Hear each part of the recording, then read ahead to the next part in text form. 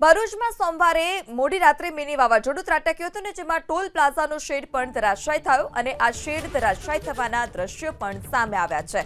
આ દ્રશ્યમાં જોઈ શકાય છે કે શેડ પત્તાના મહેલની માફક ધરાશાયી થાય છે, જેને કારણે અનેક વાહનોને નુકસાન પહોંચે છે।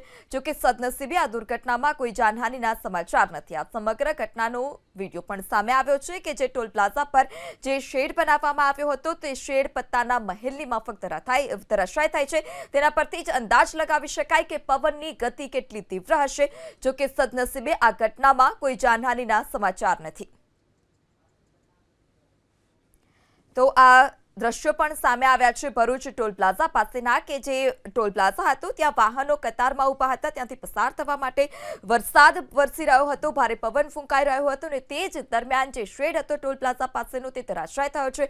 એકાએક તે પત્તાના મહેલની માફક નીચે ધરાશાયી થાય છે। જો કે સદનસીબે આ ઘટનામાં કોઈ જાનહાનિના સમાચાર નહીં।